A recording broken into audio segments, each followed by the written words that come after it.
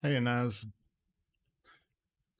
I just clicked the button a little early while I'm setting up here.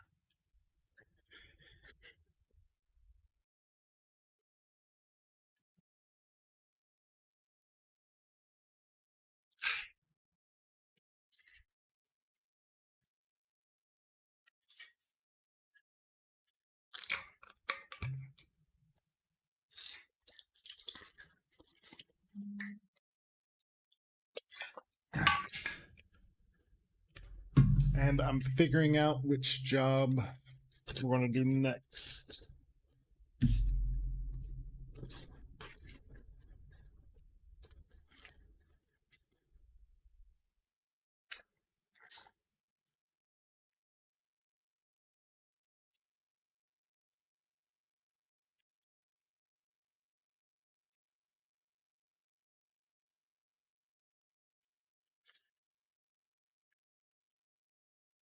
I wish I was farther along, but I do have all of my hard due dates done. The rest of these are uh, they're due, but there's no special event attached to them.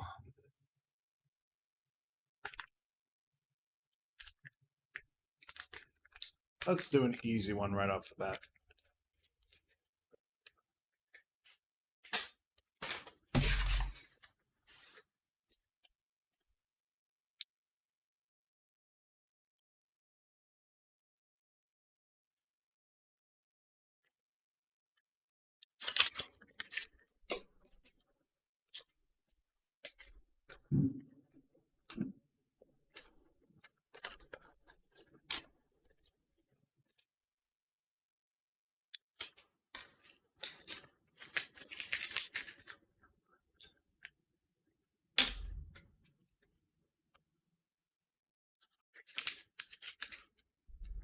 I can turn the webcam on so we can take a look at it. So this is a pretty straightforward one. It's a flat fishtail band. It's got 2.5s, 2.6s, and 2.7s on the stones, pin size 8.5. They want the stones to go from 930 to 230, so a little bit more than the 10 to 2 we usually do. And I can use however many stones I need to get to that 930 to 930 to 230. And then I figured the band is going to taper 2.5 millimeters to 3, and the overhang for the stones on the fishtail is going to be a 15th of a millimeter.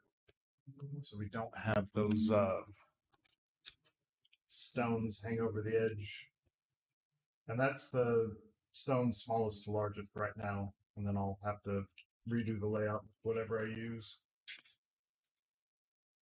So let's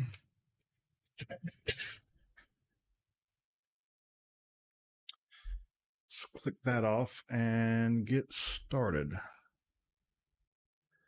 So first, our finger rail is an 8.5,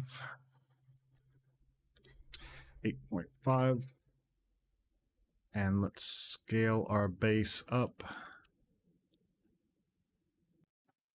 and move our sprue into position. And grab our shank. Shank.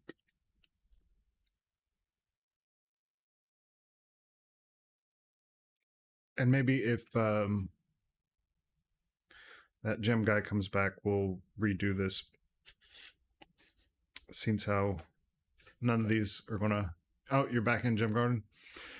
Let's go ahead and remake this shank because this is inside out, and that's going to bother me for multiple different things. And there was something else I was wanting to try in this template. I changed this template, unfortunately, like every other month because I want to try something different. like it would have been great to use this to make our centerline cutter in that last model. But the problem with using points, so this curve is made with this command, curve through points.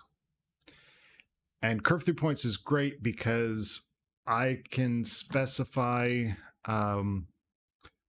which point I start with. So, and you just have to get to know this. It changes with each degree. So this is a degree 5 curve. What? And degree 5. So we've got control points. We've got 19 with 5 duplicates. Okay. So this bottom row, if I look at a curve seam, so there's the curve seam. So these bottom 5 points are duplicated. Like you need these points to start to describe the curve going this way, and you need these points for how it finishes in the same place. So because it's a degree 5, when I built this curve, I started here with that point and went boom, boom, boom, boom, boom, and my seam is in the middle. When you do a degree 3, you don't have 5 duplicated points, you have 3 duplicated points. So with a degree 3, you start here, boom, boom, boom, and then your seam will be in the middle.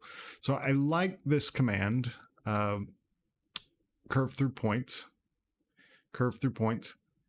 because I can control the seam. Now with join copy, I can't control the seam, but I can insert control points.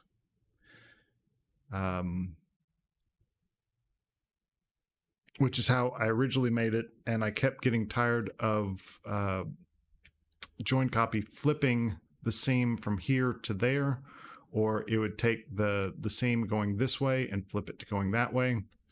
It just would randomly flip it. So I went this way, but now you can't add points. You can remove points. I did test that. Like if I take these 2 points, let's take them off the bottom here. Select the children.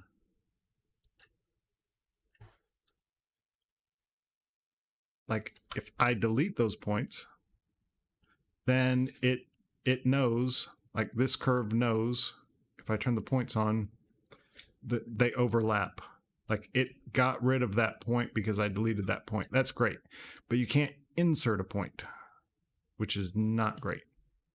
So let's remake this with join copy and fix the inside out of our shank. So we're going to take that. Let's turn everything on for this. All the layers are on. We will need our shank flow, shank profiles. All right, stuff's missing. Why is it not on?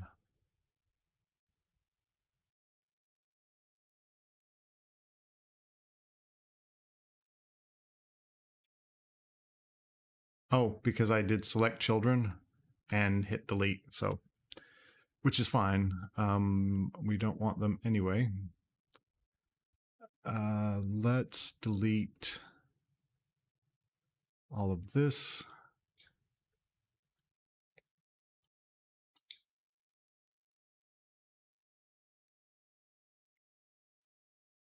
And these curves. Okay, so that's the basic shape, and actually we're going to ditch that too because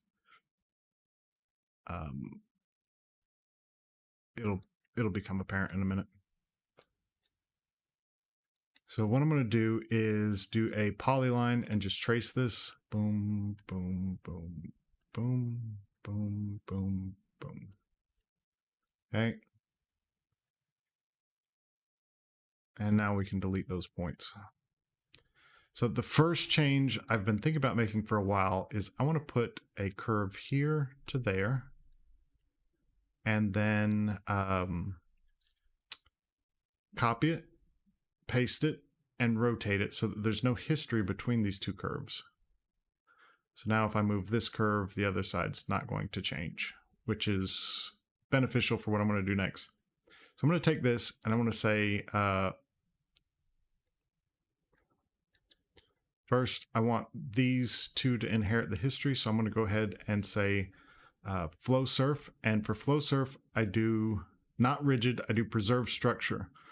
So I can bend these planes and have the shank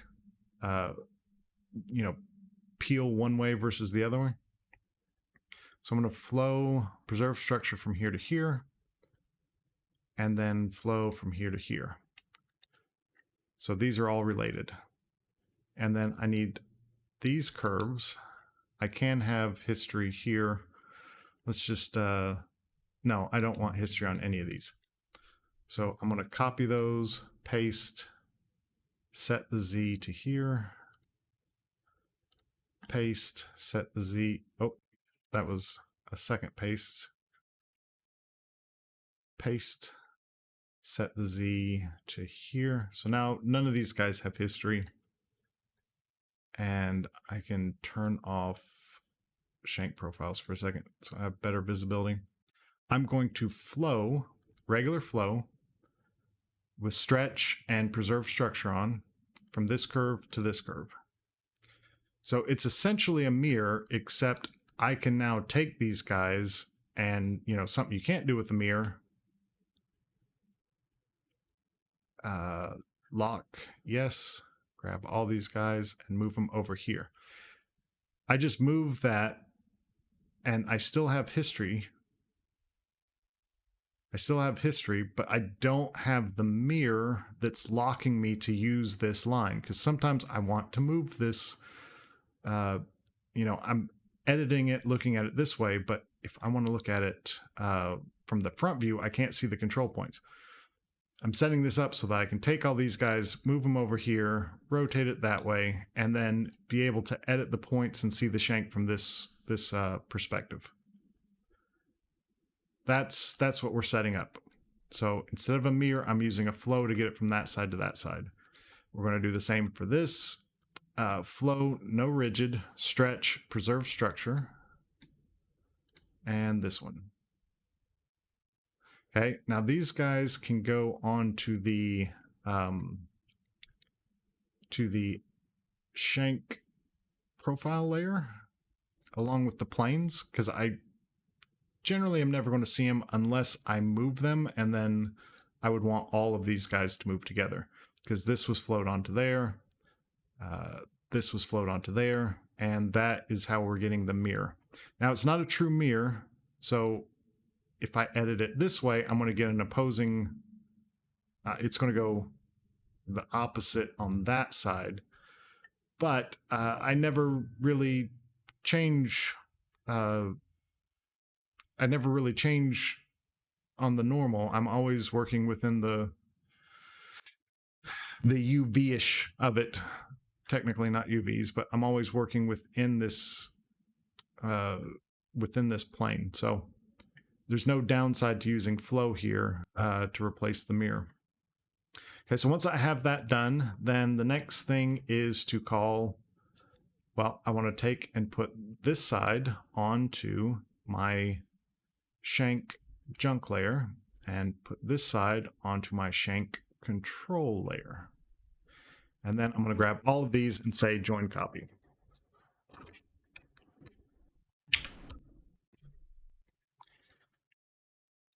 And I'm going to select the new. Now what join copy does is it joins those two curves together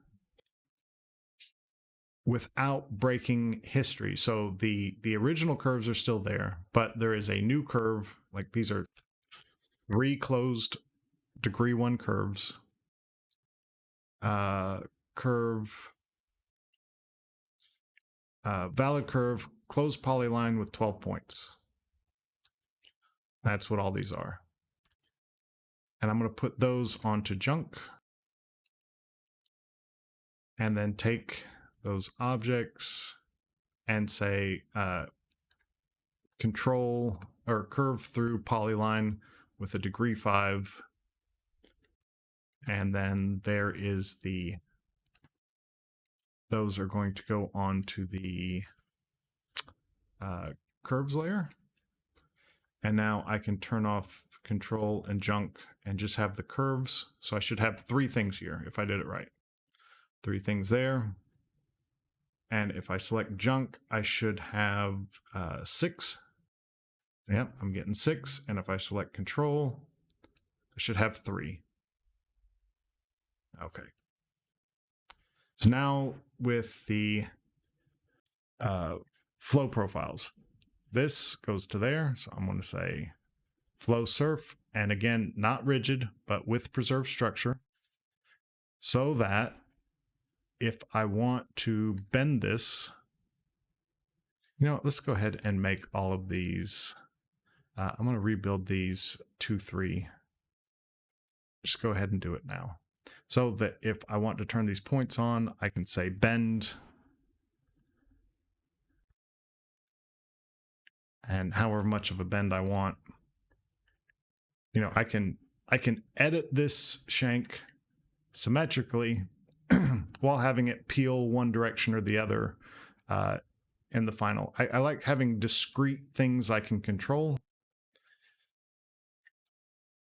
Because if I had bent that, and then how do you edit this while keeping some sense of symmetry? This point can get out of line, and then you've got kind of a crook going in. I just want to avoid that as much as possible. And then this one, nope, flow surf, rigid no, preserve structure yes, onto here. And this one onto there. Now, so this is getting set up for the loft, and it's going to flow halfway around the shank. So that needs to go away. If we want, once this is flowed onto our base curve here, if we want to have continuity across this mirror plane, then what we need to do is make sure, for G1, we need to make sure that -1, this curve is going to be identical to this one. So this is going to be where our mirror plane is. If these 2 control points are the same, we will have G1. Same thing at the bottom. So we'll do that here as well. Make a copy 1.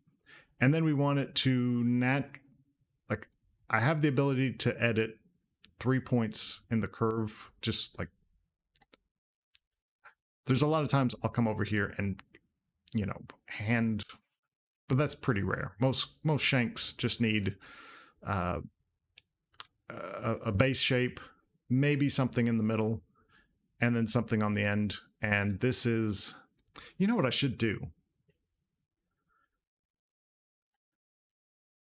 I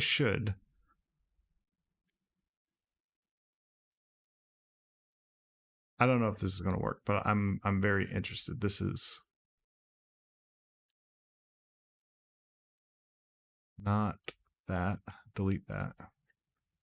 Go back over here to our, and turn off profiles for a second. I want to get rid of this one in the middle. And I have to get rid of this one on the end as well, because I set it up wrong for what I'm going to do next. Okay, back to this. Okay, so what I did was flowed this to here and then there to there. But the midpoint on the shank, it should be related to the how it starts and how it ends. So let's see if I can figure out a way. Flow surf, rigid no, preserve structure yes. I want this to be a blend of these two. Now, I've never tried a tween curves that weren't concentric, but I have a feeling this would work. So I'm going to turn lock off for a second and bump that out by 1. Now that goes to 2.5. Huh. Okay. I think this will work. So if I edit the end of the shank to be a different shape, the one in the middle, which is, right here at the 9 o'clock, will automatically blend the difference between those two. Excuse me.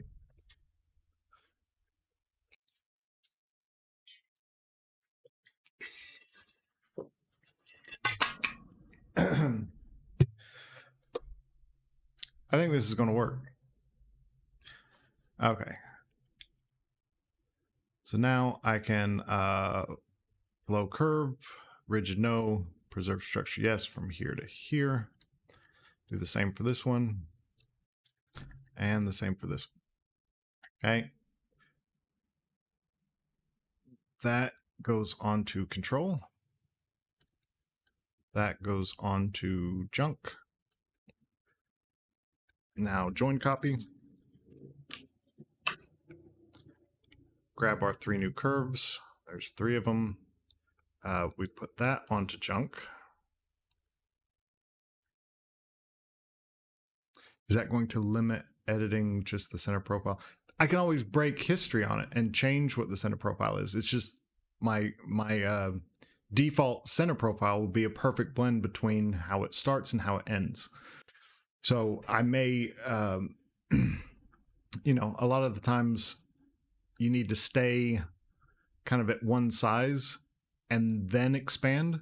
So the most I'm thinking I'll have to do is to adjust the height down to where it should be so that the ring starts growing from here to the top. But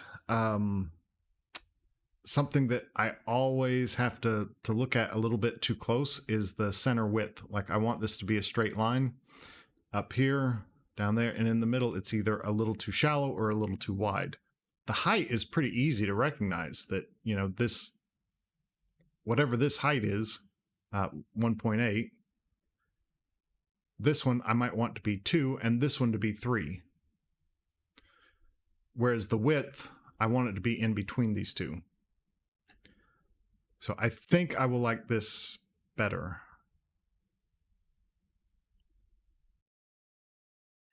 Okay, select new.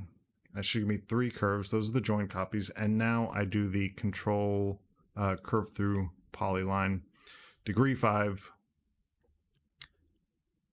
And then grab new and put those onto the curve layer.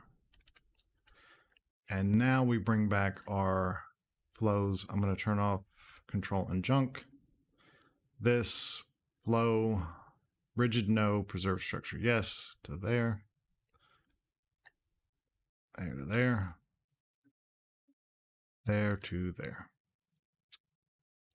All right, now we do the thing we were doing before, where we make a copy.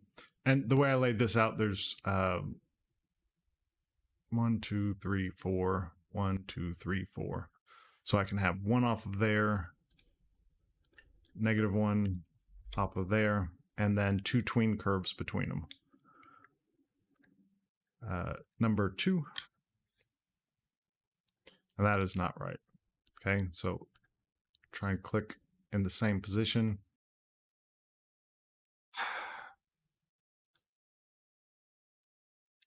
So these curves have different seams, which is the problem with join copy.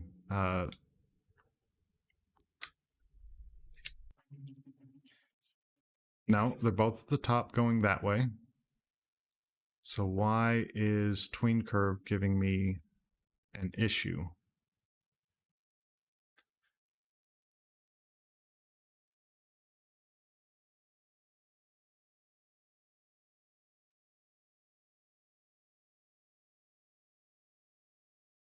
What is the problem?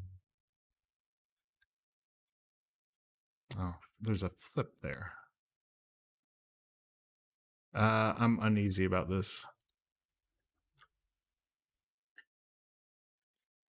At the top going that way, at the top going that way. Let's check it again. So that's got to be a bug. That one's going that way. Okay.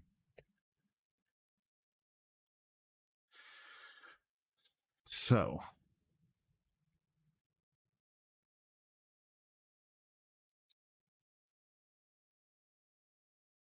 is new populated? No, nope. So we want that one, And that one, let's isolate these. I'm going to pick right here and say curve through polyline. Pick right there, curve through. Actually, it's not going to matter because it's that one's top going that way. That one's bottom going that way. That one's top going that way. So I've got 3 different positions for the curve seam, which is just fantastic. Undo that join copy, and let's do the join copies one at a time. Like, I have not figured out what the rhyme and reason is, but maybe just doing that to get the join copies going is not what you want.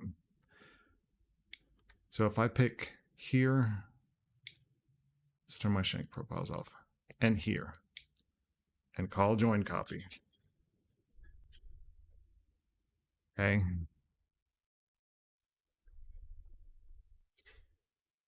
It's at the bottom going that way. Pick here and there, call join copy. Nope.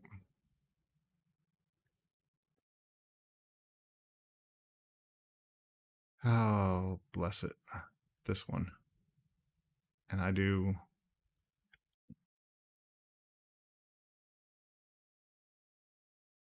curve seam. It's at the top going that way. That was different, right? Yeah, bottom going that way. There's just no way to do this. Join copy would be so useful for a number of things, but it's just asinine the way it does. It seems it's uncontrollable. Join copy. Let's click here and here.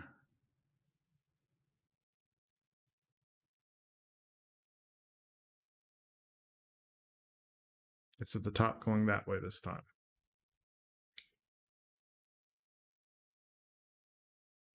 And the thing is, this is identical geometry because we're flowing it from there to there. Like, these should be exactly the same, but they're not. Like, if I look at the parent curves and curve seam, oh, there is no curve seam. If I just do dir, it's going counterclockwise, which is normal in geometry, but this one is going not counterclockwise because it was a tween curve. It was a tween curve, and tween gave me the issue before of I had to flip it to get it to go the right way. That could be like a normal thing, but I'm not sure.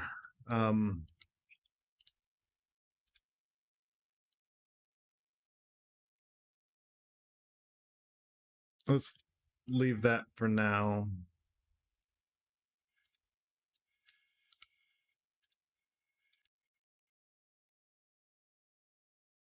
No, I don't need that. We want this one, and we want this one. Let's isolate it and do tween curve, picking at the same position on both, and we just want one. And it's called dir. Now they have all the same direction, and just make sure that it's not a bug like we have with curve seam. Okay, now they're all going in the same direction. Let's see if we can get farther this time. Okay, I'm just going to go ahead and delete all this stuff.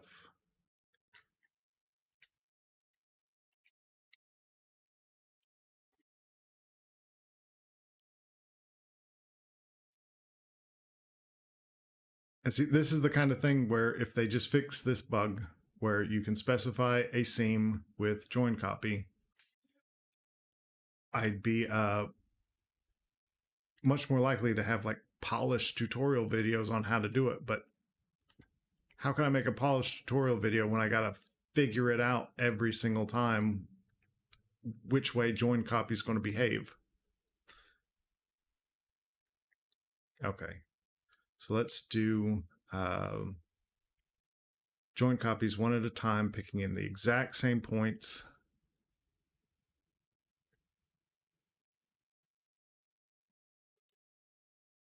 And then let's grab those and put them on junk and say curve through polyline. Put those onto curve.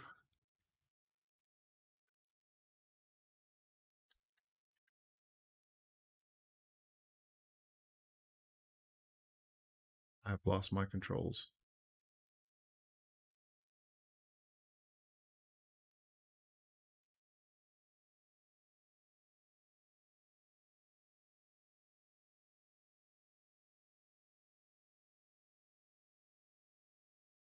That time join copy ate the curve. I have locked children on. Where'd my curve go? I've got two curves here. Only one, only one. Redo that join copy, only one. It just ate it.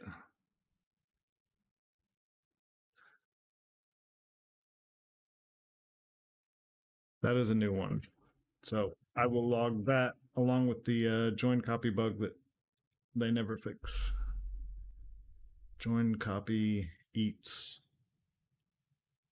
input, which breaks multiple rules. I had lock children on, broke lock children.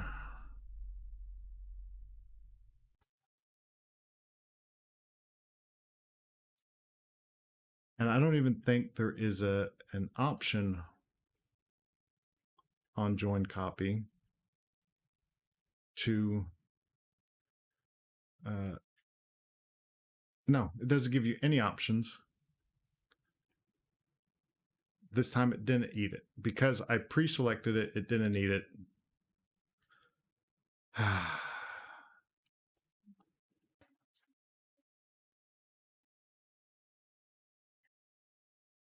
Select new, put that onto junk. And then curve through polyline.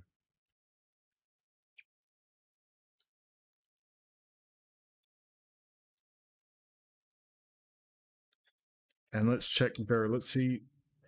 So dir is all going the same way, and then we'll check the curve seam individually, because if you check more than one curve at once, it's bugged. That one's at the top. And that one's at the top. And that one's at the bottom. Fuck.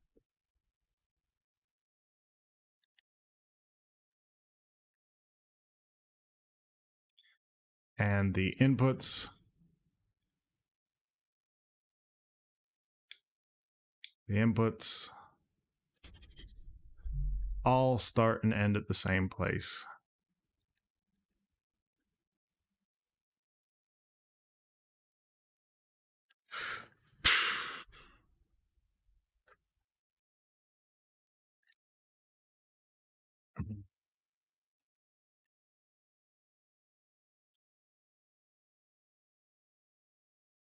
So the tween curve is not,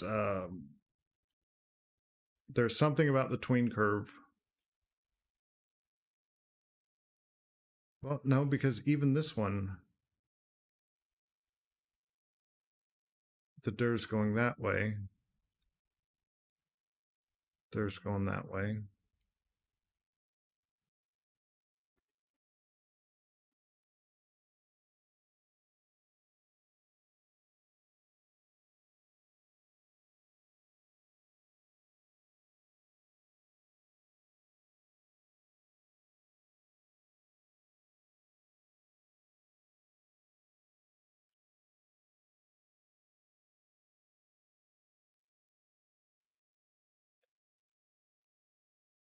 Top, top, bottom. Direction's right, seams at the bottom versus the top. Let's try bringing in the parent curve and turning the profiles on and spin this 180.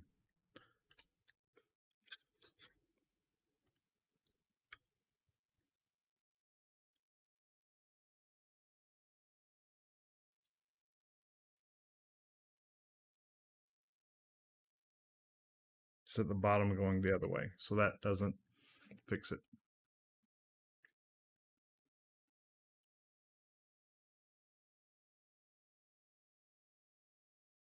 You can fix this in the loft, but it's just a pain in the butt that you can't just get it right once. Wait, it ate the, or do I have them hidden? Okay. Isolate those.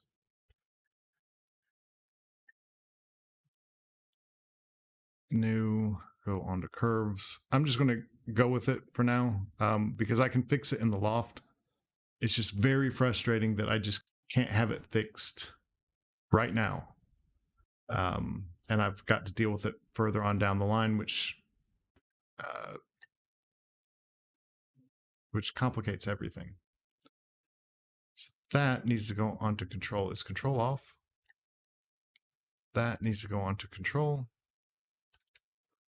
That needs to go onto junk.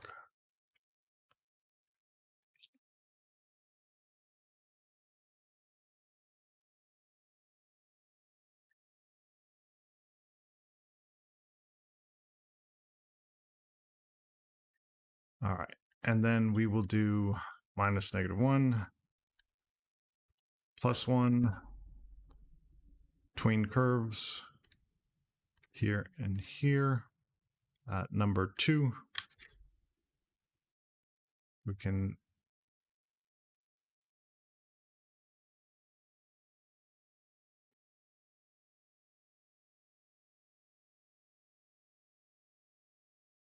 can't fix that. We could fix the loft, but we can't fix the tween.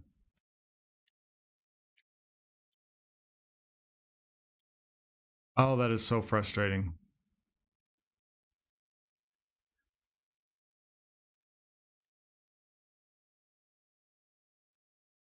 And the only thing I'm doing different this time is eliminating the mirror, because this is how I would normally set it up. It's just instead of a mirror, I'm using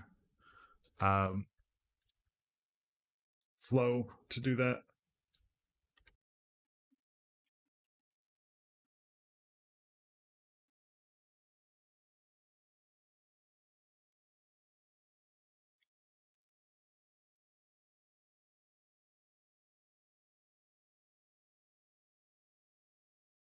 If I had time to do software development, I would make this tool. I just don't have a month I can take off to do this kind of stuff.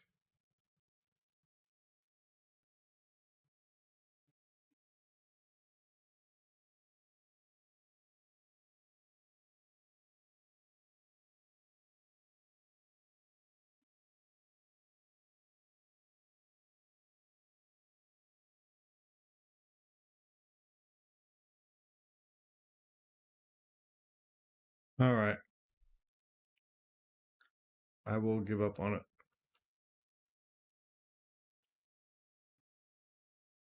That gets deleted. That gets deleted. Those two get deleted.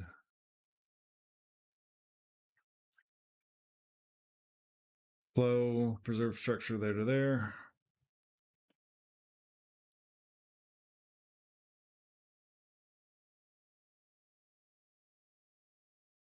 That curve to that curve.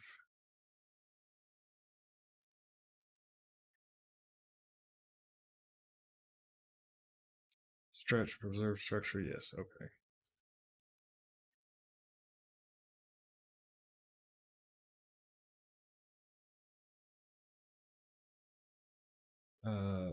Join copy.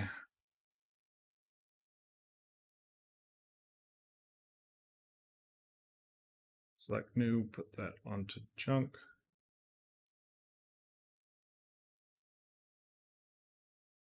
select new, that onto curves, isolate, curve seam,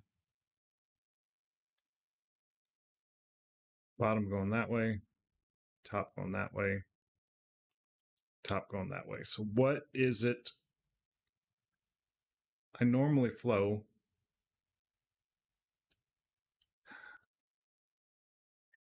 When I mirror, it works. When I'm doing that, I normally flow surf. So that's not the problem. But there's something about the flow.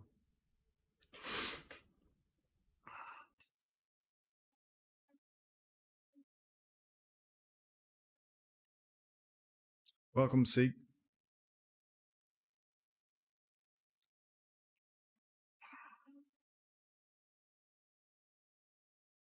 Let's try flow rigid. I would like to use I'd like to use the other flow, but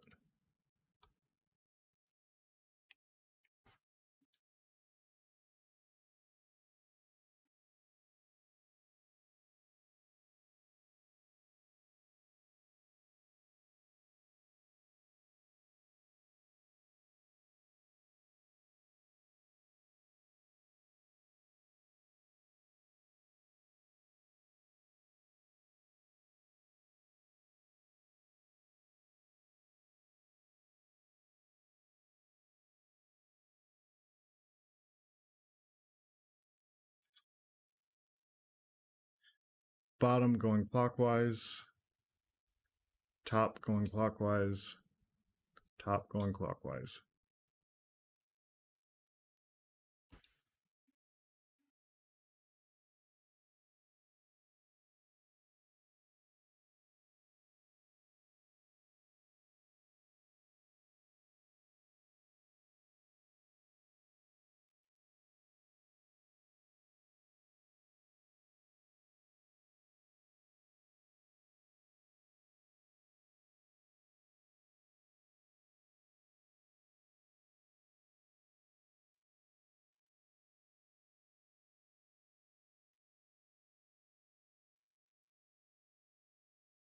And if I pick them one at a time with curve seam, with join copy, it eats it.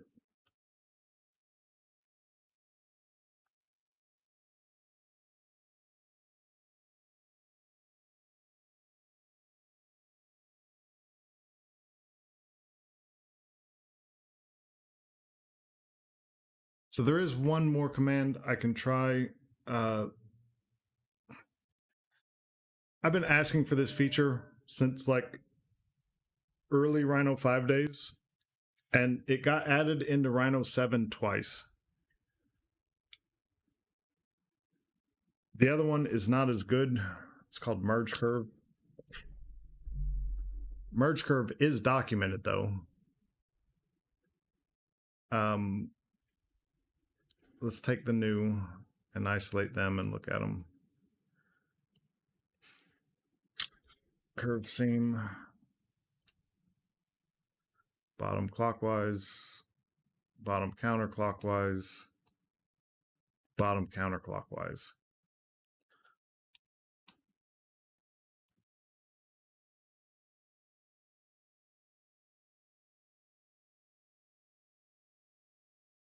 All right, we're just going to go with a mirror. I really wanted to not have be stuck with a fixed mirror plane, but stuff to do, man.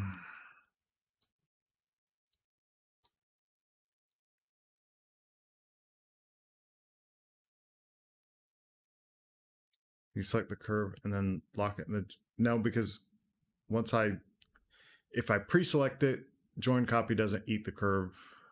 If I select it during join curve, it's coming up with a different seam for each one. Join copy,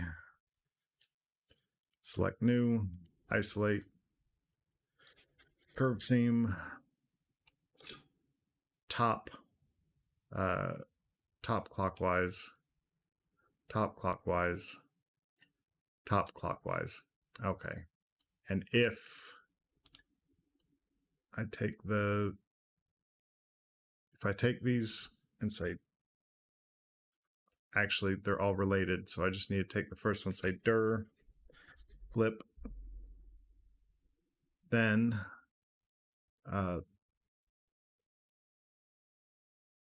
say curve seam should be bottom.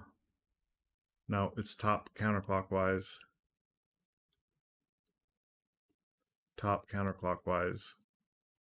Top counterclockwise. Don't really love that because now the seam of my shank is going to be at the top, but they're consistent.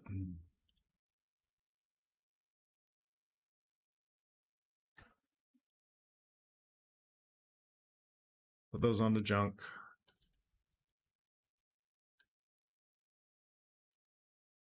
Nope.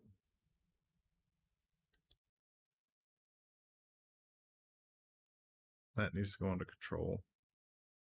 How did that get into new? That goes in the trash. How did that end up in the new select?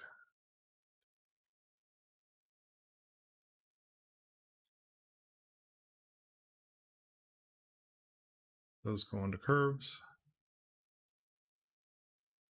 That goes onto control.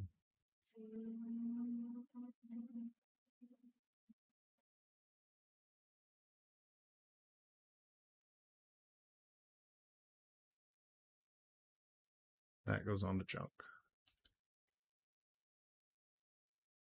And those go on to junk. Okay, so now if I select control, I should get 3 curves. 3. I select junk, I should get 6. 6.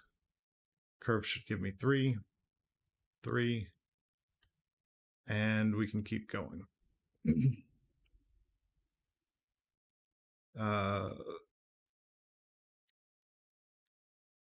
Flow, preserve structure, not rigid.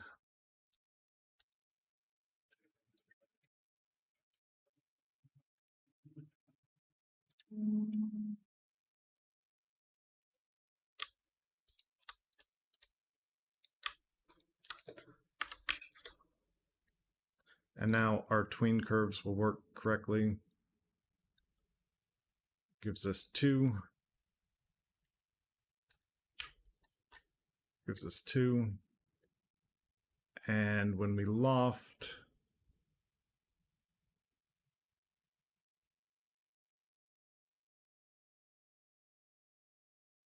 all of our seams are laid up with the natural option, which is what we want.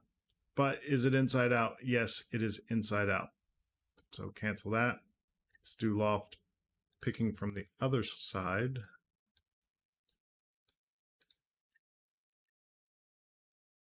Still inside out. So it is picking in reverse order. That gives us right side out. There we go. So now it's facing the right way.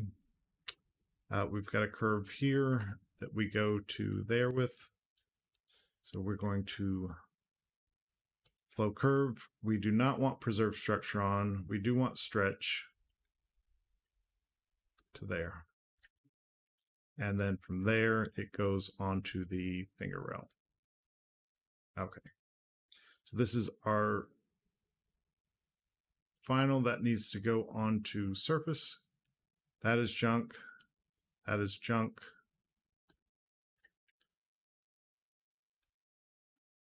These guys need to go on curve.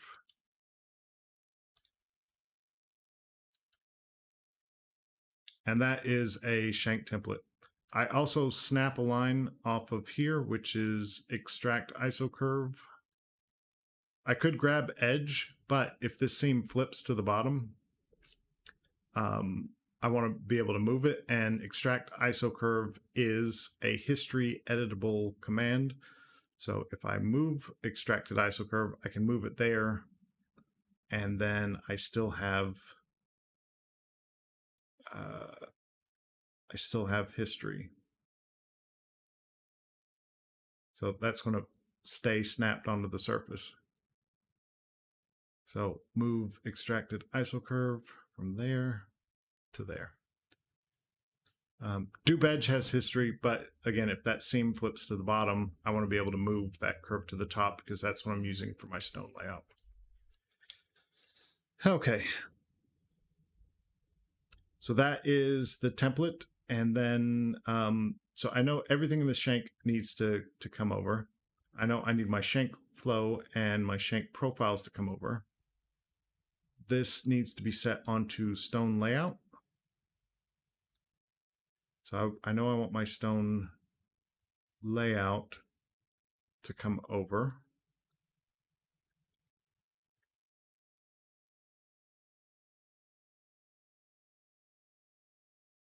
Let me expand all layers, expand sublayers, and then turn everything on. Okay. Everything is on. I know I'm keeping that,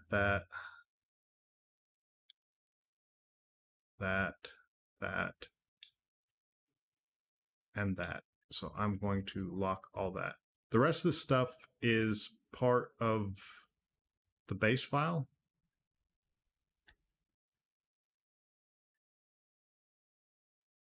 This is for another template. There should not be two of them. There should be only one.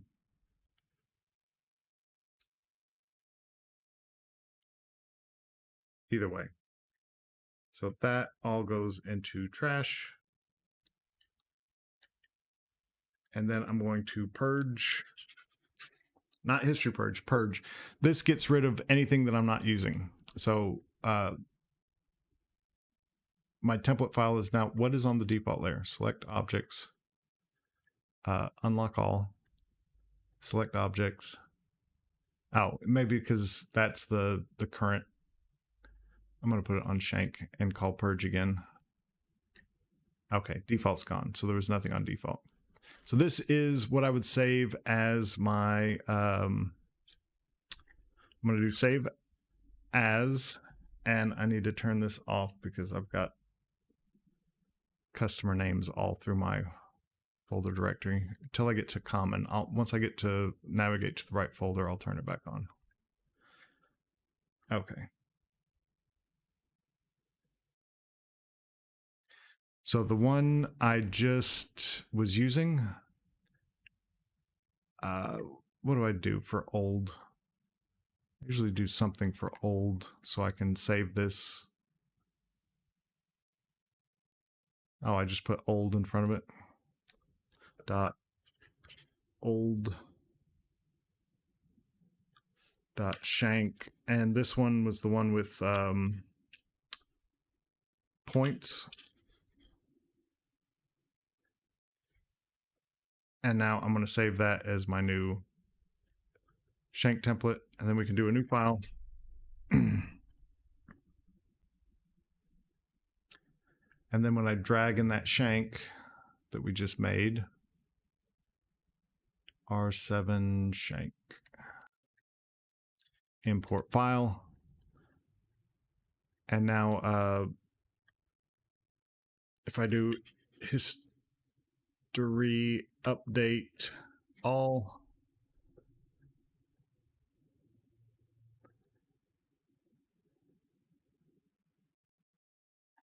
what happened here?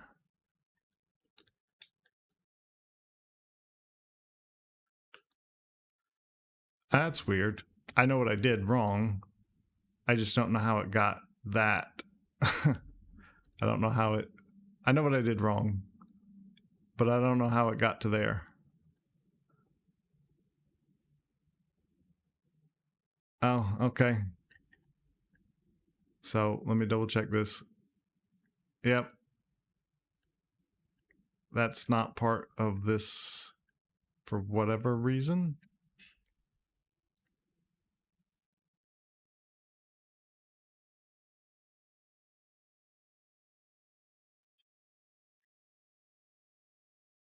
I clicked them out of order, and then I did flow along surf without preserve. So not a big deal. I just need to fix this up. So we're going to grab that surface, that surface, that surface, and delete it. That curve is garbage. Delete that. Oh, and I broke history on that, which not that big of a deal. I can do a tween curve again. 2. Put those back onto curves.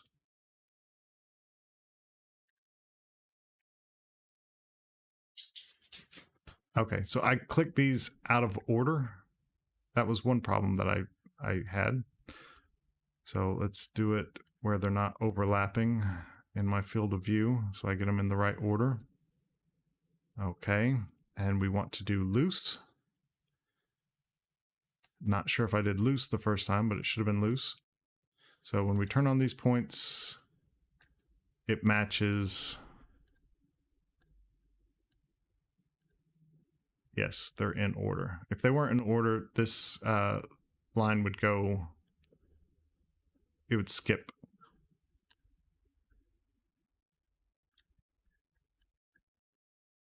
All right, now we flow that. We do not want rigid, we want stretch, and we do not want preserved structure from there to there. And then this is why that, so the points were out of whack. And then I flowed this with preserved structure on, and it needs to be off for this to work.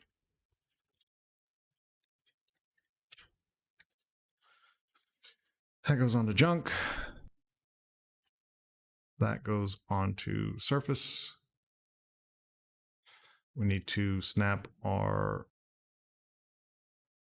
ISO curve for the stone layout. Okay. Now, expand sublayers, reselect all these, turn them on, unlock them, show everything, unlock it. Ruby, we just went for a walk. I don't think she needs to go out. I think she just sees me in a room talking to myself, and she's like, what is going on? What are you up to, guy?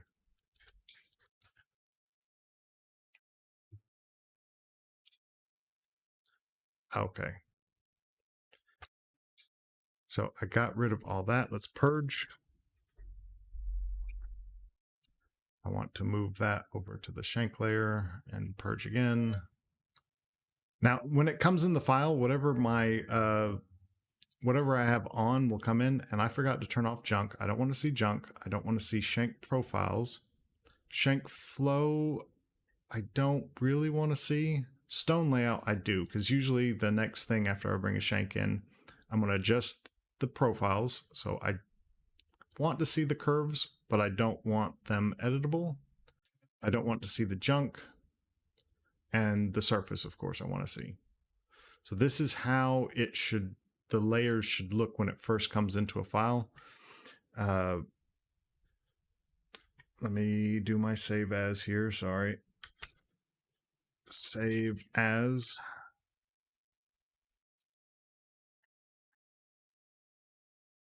Replace that file, okay. So now we do a new file.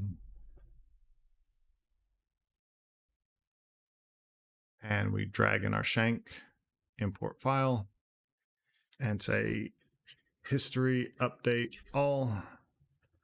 And there we go. And I did not check, but it is right side out this time. Okay. So that is how you make a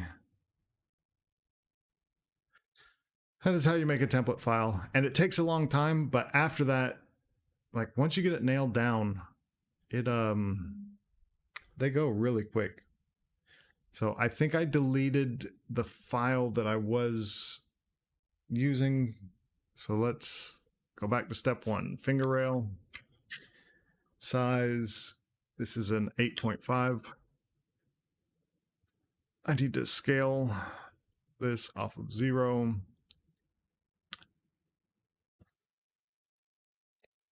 Project is on. Yes. Project is off. Let's try that again. Scale off of 0. Tab lock from that to that, which will update the shank. And we are doing a fishtail. So with the fishtail, I decided that my my taper, let's see, I should go ahead and scan this and put it in the, I usually don't put it in the Rhino file, but since how you guys can't see the paper in front of me, I'm going to go ahead and scan it into the file. I scan it into the job folder, but not into Rhino usually. So I usually do this at the end once I've done everything. Confirm, done, save, and then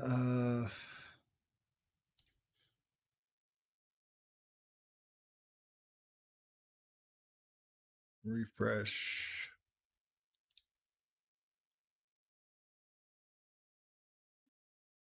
Copy image, paste. Oh, paste.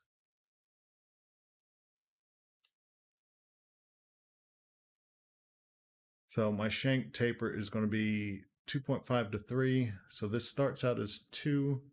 So I need to add a quarter. And now my shank profile will be 2.5 at the bottom. At the top, let's go ahead and turn off break history, and we need to bump it. Let's see, we need to go from, yeah, another quarter. And then that should be at 3. What does it say? 2983. And this should be at 2483. Ah, it's close enough, but that's weird that it's not exact. I must not have had it directly on the line. But that's close enough. And then in the middle, we want it, so we'll just do 0.25 divided by 2. And now hopefully that gives us a straight profile. Now at the midpoint, I want to start getting the points ready for a square top. So I'm going to set that Z to there. I'm short a control point. I deleted that point. Okay, no big deal. We can insert control point right there. And we need to put one right there. And we need to put one right there. Okay, so we started to square up the top, but now we need to make it a kind of a crisp corner for the setter to cut the fishtail prongs.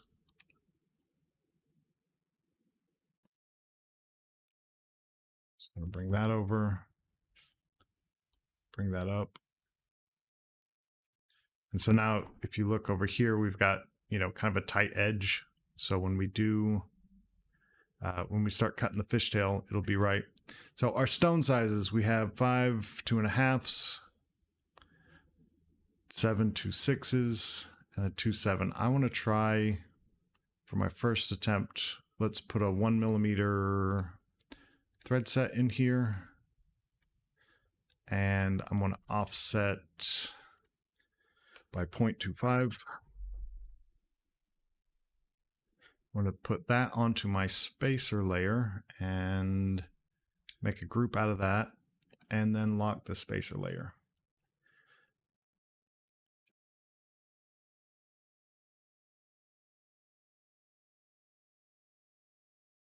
So this guy. So 9:30 to 2:30, pretend this is the face of a clock. you know, uh, this is 9 o'clock, 10 o'clock, 11 o'clock, 12 o'clock. So that is 30 degrees for each hour. And we are going to 9:30. So we want to rotate this curve by 15 degrees. Off of 0. And so geometry works counterclockwise for pretty much everything. So if you want to go clockwise, that is negative 15 degrees. And this, well, we'll just set that to there and rotate that point off of 0, 15. Okay, so there's 9:30 to 2:30. Do you guys use the like face of a clock to specify where the stones go? Normally it's 10 o'clock to 2 o'clock. This one is going a little bit further, so they write in the notes 9:30 to 2:30. But I've talked to people that just seems very odd to. And I was like, I've been hearing that since I was, a child growing up in the shop. It's always been that way. All right, so I've got that. Let's start out with, let's go ahead and, I want an even number here, so we'll dismiss one of those. Even number there, we'll dismiss one of those. So that is 4, 6, 4, 6. Half of that is 3. One of those, that's 4, 6. Half that is 5, 11. Let's start with 11. Copy, paste 2, 3, 4, 5, 6, 7, 8.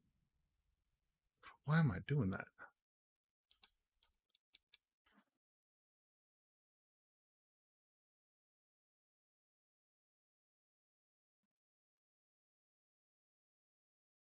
Yeah,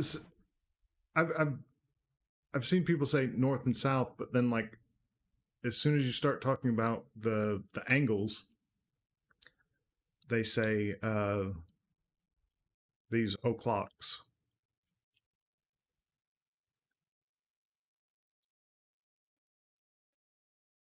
Okay, I'm having a brain fart here.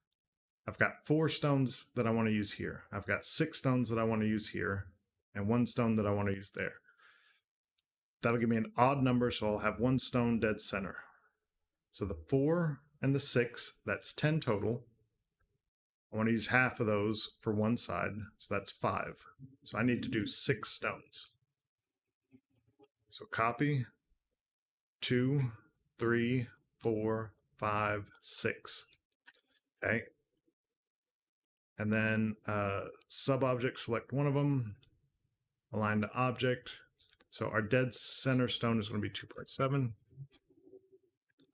And I'm going to move that over to there. I'll have to I'm going to do the spacing and then I'll get it directly on the thing. Next size is going to be 2.6. And I need 3 of those. 2, 3. And then I need, I should have 2 left. And that's going to be 2.5.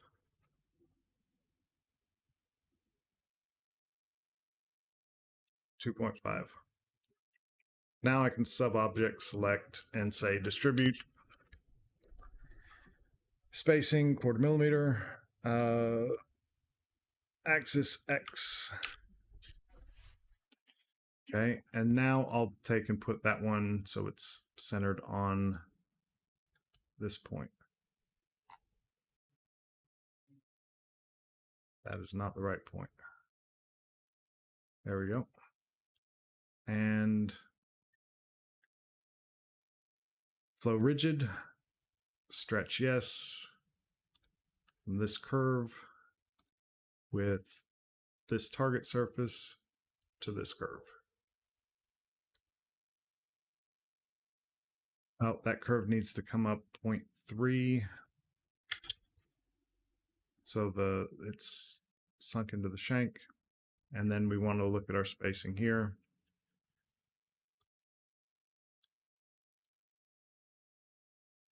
And now we have a 1/4 millimeter girdle to girdle. This is something that you can't do with matrix, by the way. Look at how every stone is exactly 1/4 millimeter offset.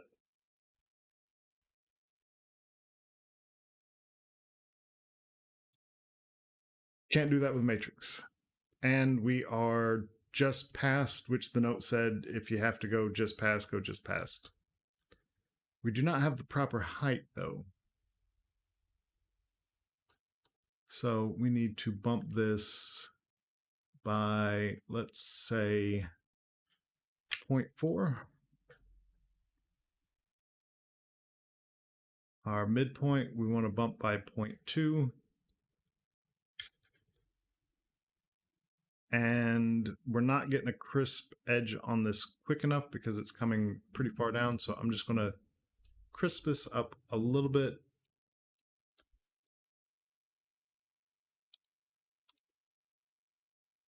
Oh, wrong viewport.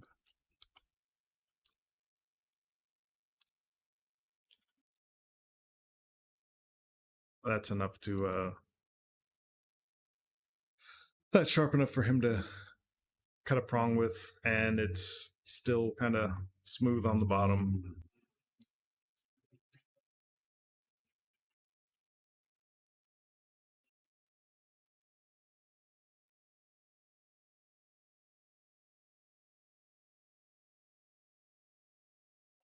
All right, we are done. That is our flat fishtail band with a 0.15 millimeter offset.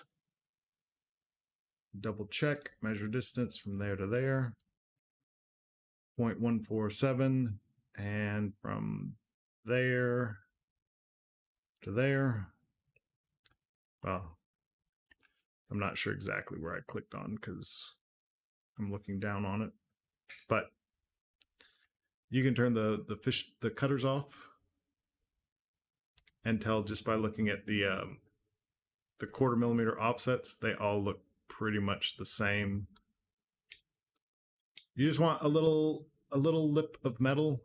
You'll never see it. It'll look borderless from the top, but it assures you that your girdle is not overhanging the shank, which is how stones get ripped out and lost.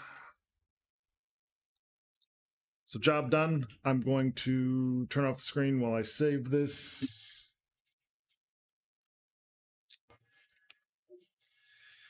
Save as. And I've made a lot of stuff for her before. So I already have her a folder.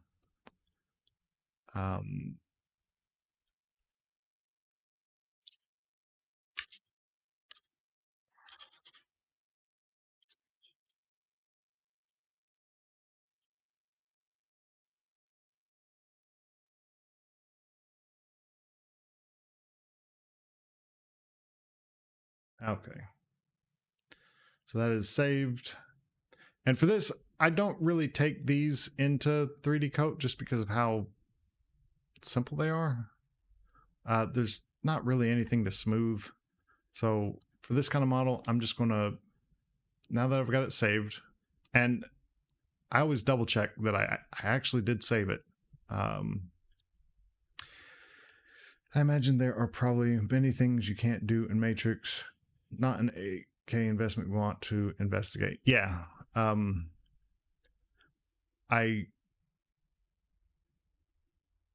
don't hate Stellar, but the Matrix team, I've always just felt like a little sketchy about them. And that has not changed now that they went to Stellar. Them pushing you to upgrade your version of Matrix right before they released Matrix Gold with no update path, no upgrade path. I gotta say, Stellar did a terrible thing there. And I generally liked Stellar, but that was very anti-consumer.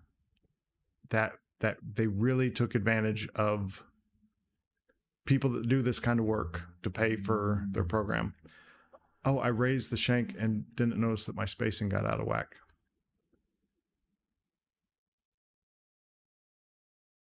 And these stones are big enough. I don't think 0.3 is deep enough for this. Let's go up another 1/10.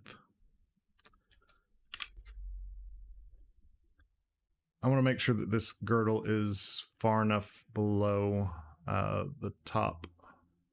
And now our spacing is a little too crammed because I'm doing everything out of order. That looks good.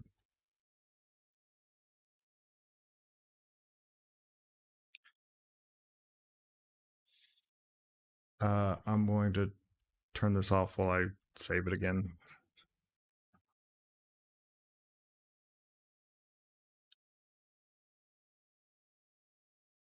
Okay.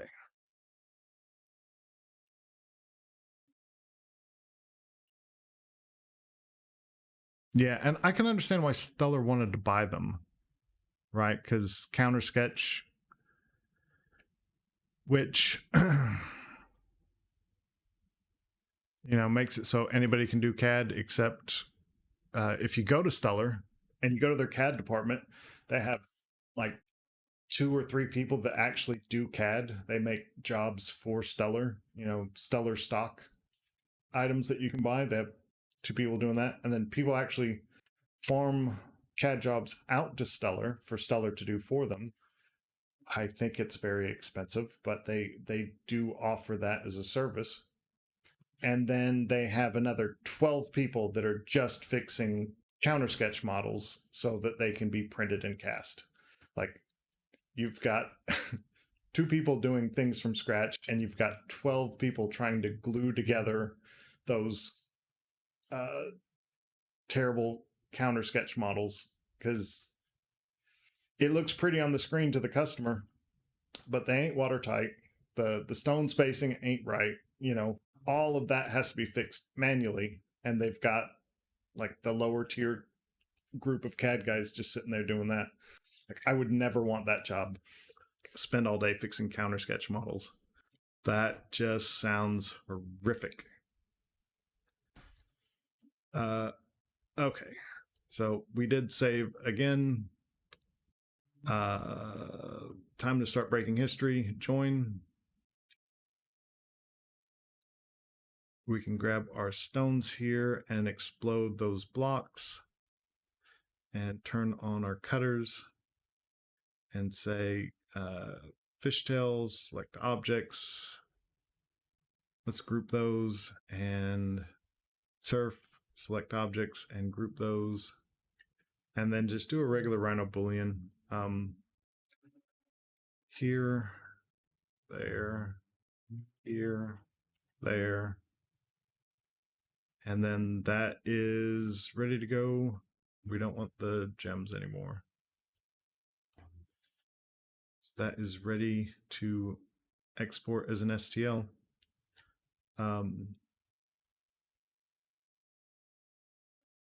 The semi mounts are not all that well done. They are structurally sound, right? So their semi mounts are made for anybody to be able to set. So a lot of shared prongs. They're efficient mountings, right?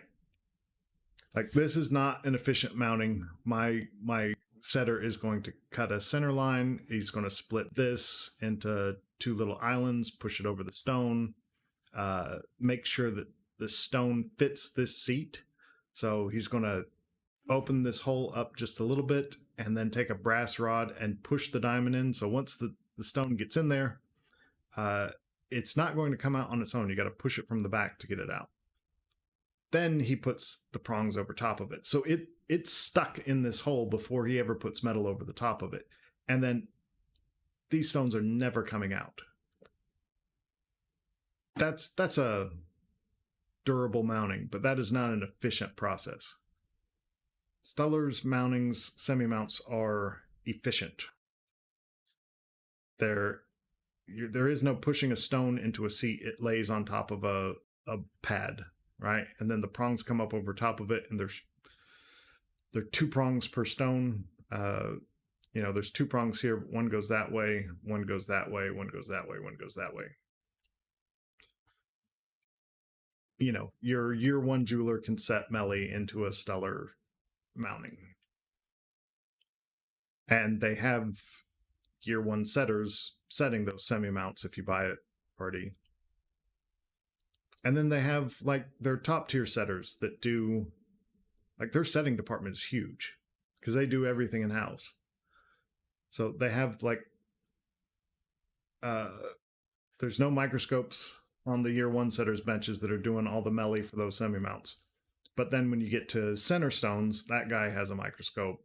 That guy's been doing it for 30 years. That guy is a pro.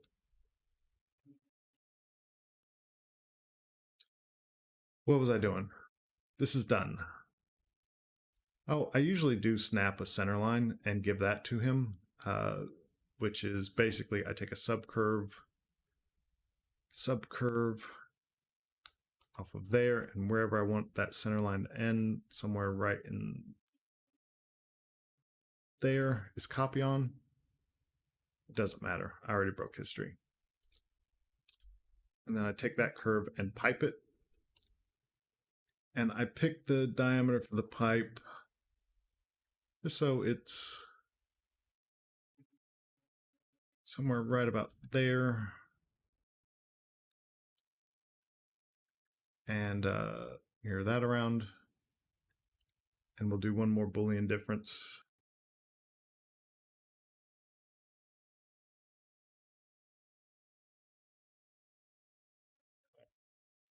Okay. Explode that. Isolate.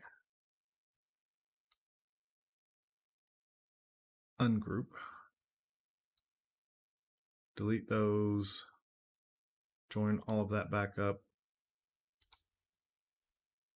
One closed poly surface. Okay. This Boolean difference with this. There we go. That's usually how I give it to him, with the center line cut out.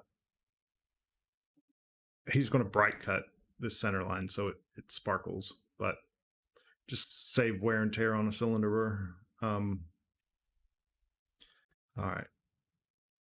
I need the sprue, and I'll be right back. I'm going to save this out as an STL. We are going to skip 3D coat for this one because I just know that these Booleans are dead simple. There was nothing that was going to fail on that, so there's no point in taking it into 3D coat. I don't have the SolidScape anymore, so I'm not worried about the mesh being absolutely perfect, because the B9 core printer does not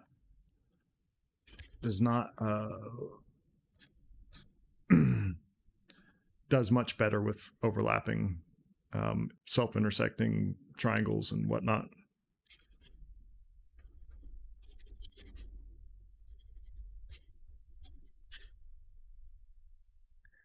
And the mesh settings, that looks good.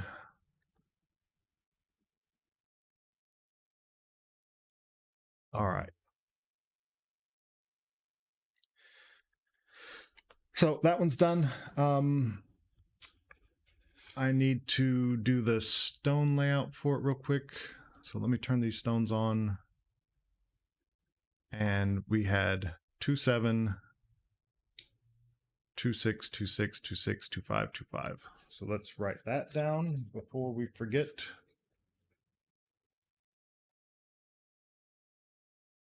2.5, 2.5, 2.6, 2.6, 2.7. That's on the mirror plane.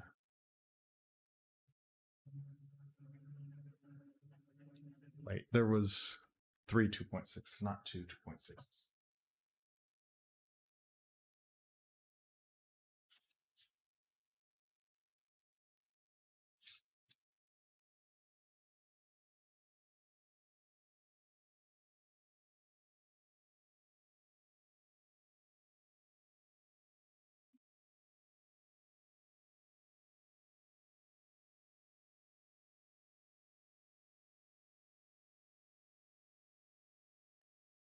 Okay, and I can turn the webcam on so you guys can see stone layout.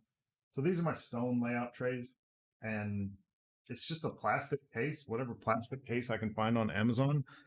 And then I put these things in.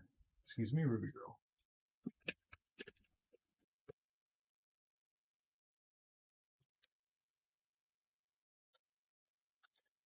So these are Scotch reusable strips. You bitch. Ruby.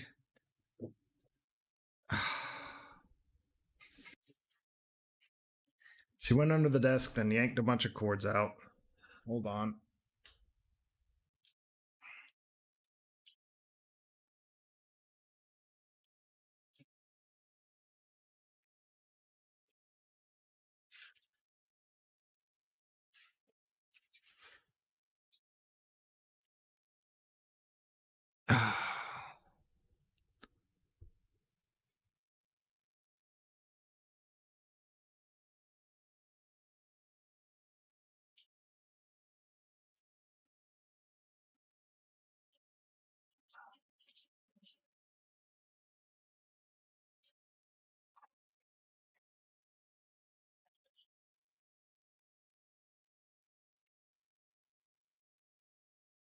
Okay.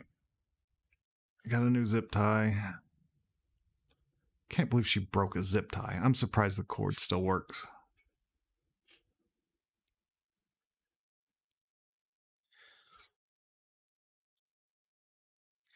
Well, her normal master is not here. The person she listens to is not here, so just have to do. These are restickable strips, Scotch restickable strips, and this is like a 3 inches long by 1 inch. I have to trim them down just a little bit to fit these pieces. So I just cut it off and put it in. I also found stuff like this, which I use. So these are little square cases. They're just not big enough, but if I have a really deep stone that won't fit in here, I've got some 1x1s. I started with the 1x1s and these, and then found the 1x3s and started doing these.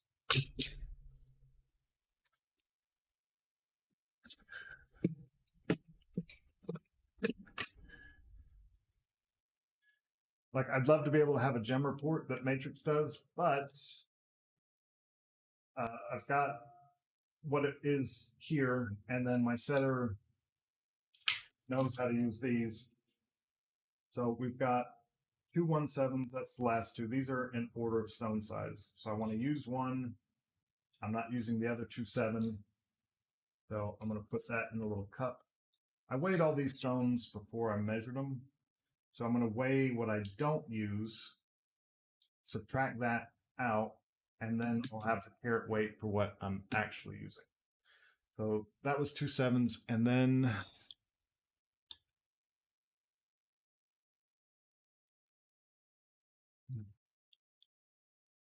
we've got 7 2/6. So that's 1, 2, 3, 4, 5, 6.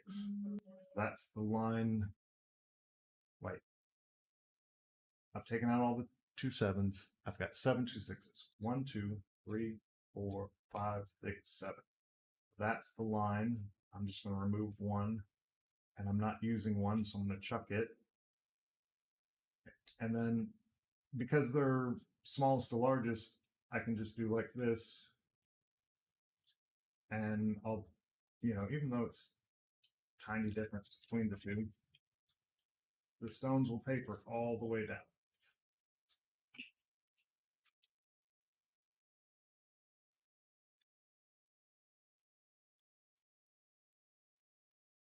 Okay, and I'm not using one of the 2 5s. Dodge that.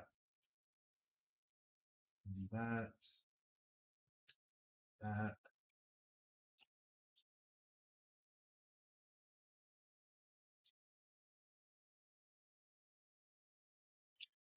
I'll tell my setter that these have a taper to them. How did that get way out of line? So my setter never cleans these. If you can, I'll put white behind it. You can see how much like shop dirt is in the tray. You just take it to the steamer and steam it, and it's clean and has its full sticky strength back. If it's too sticky, you just take a little skin off your little skin, a little oil off your forehead, and you dab it. Like if you clean it and it's too sticky where the stones are stuck on it, a little bit of skin oil. You can dab on there, and that will tone it down. Usually, I don't steam it that well where it has that much tackiness, but new, I always take a little skin oil and put on there so it's not as aggressive. But that is job done. We'll take and switch this over to carrots.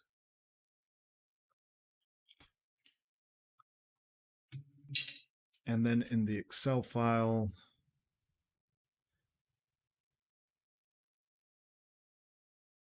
oh, we need to save that one because that was the job earlier. So this is job 1, came in with these stones, and then I'd put down here returning. I need my printer. So now my computer's listening for the scale. So I'm returning back, hit print. That is a carat weight. And then 1 each of these.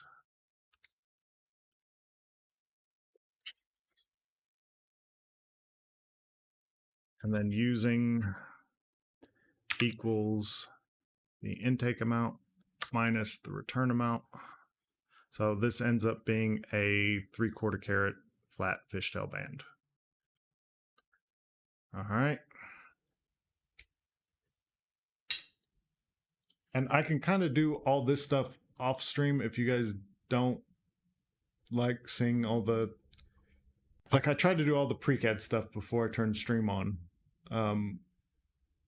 It's nice if I do the post-CAD stuff right while I'm thinking about it,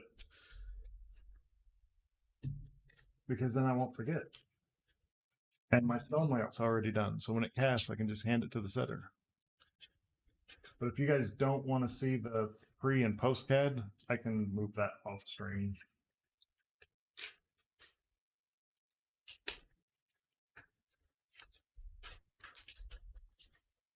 On to the next CAD job. So we've got a fat fishtail eternity ring. We've got this weird kind of bezel-y prong set sapphires. And we've got this thing, which is the open shank. It's a ring that's not closed at the top, with 2 rows of stone going to 1 with a mill grain lip, and it's very much round and pointy at the end. It's an odd thing, but we're going to do it. Any votes on which one we do next? Can't stand grasshopper, period. Anything to do with grasshopper, I don't want anything to do with. I use it, but every time I do, I get really frustrated with it, and then I go, I'm not using this again, and I'll go 6 months before I open it up. That was, let me see if I can find that issue.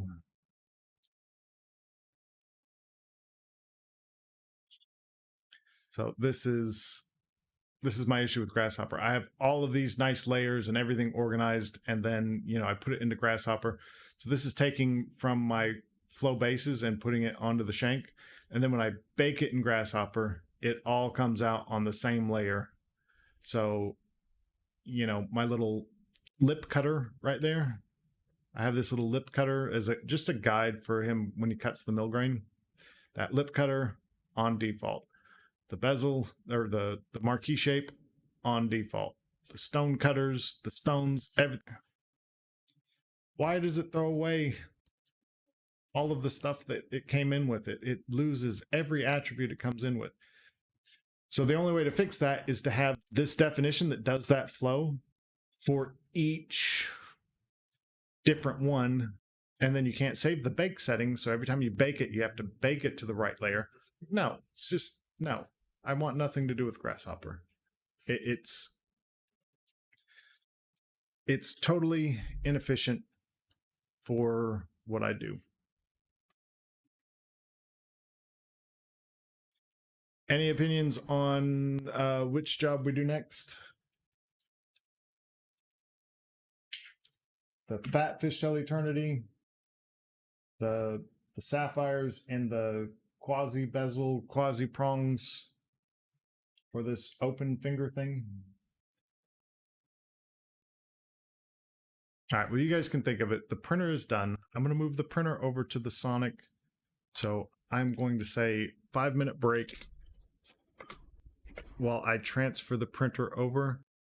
5-minute break starting back at 4:15. You're interested in the open shank weird finger thing? We can do it. It's just weird, man.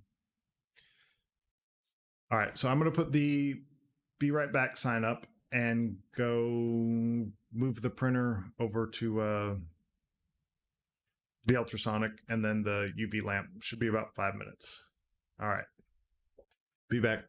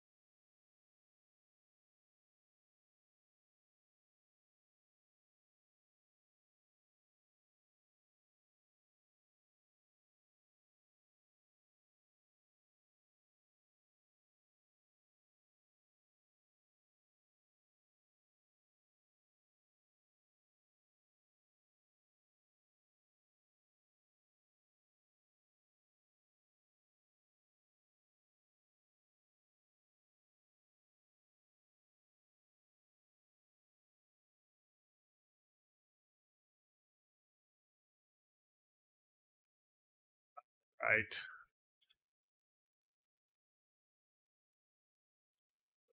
Hey, Spunky. Yeah. I mean, you can code your own in Grasshopper, but then at that point, why don't you just code in Rhino? You know, you're doing the same work. Go lay down. Go. So, I have never had a failed print on the B9 core that was not my fault. But I'm about to say this is B9's fault because I keep doing the same thing. I guess I'm just not a fan of this new 2.0 software because those models that we did,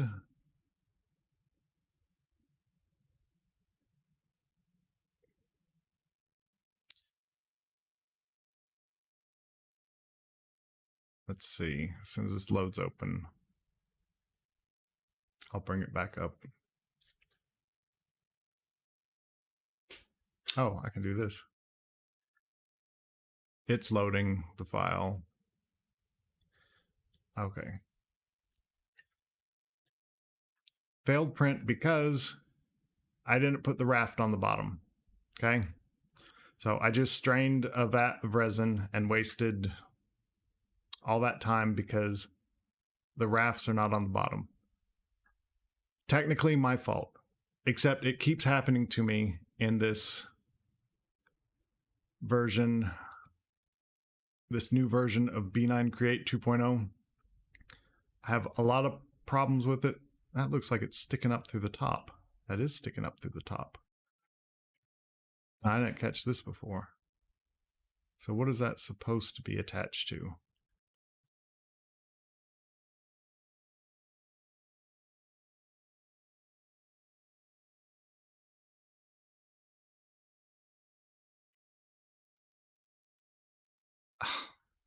That's dumb. That looks like a errant misclick, which shouldn't be allowed to happen because how can you put a support on a top face? That shouldn't be allowed to happen.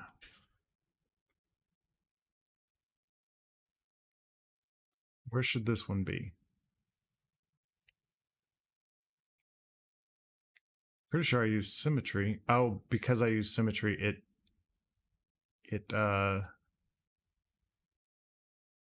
we'll just delete it because I'm pretty sure I have enough going across the bottom here. Like this thing was not symmetric and I used symmetry to put in the supports. So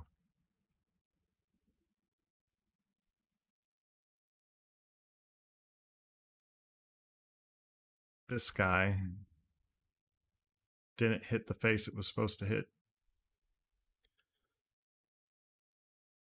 Yeah, I'm still using emerald. After filtering that vat and replacing it, I just finished off another liter. Okay. So it should, I usually use large and thin and then add foundations, which is up here at the top. So if you're working to the bottom, you work top to bottom. I don't know why, but this is like the third time in 2 months where I didn't click that and something like this that has very few attach points just did not adhere to the build table. So start slicing. We'll name this 27A because now I'm printing twice in one day.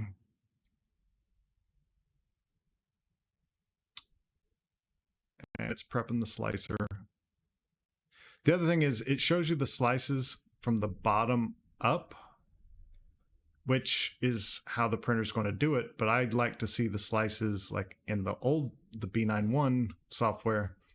I would look at the slices from the top down so I could see where the overhangs that needed more support was.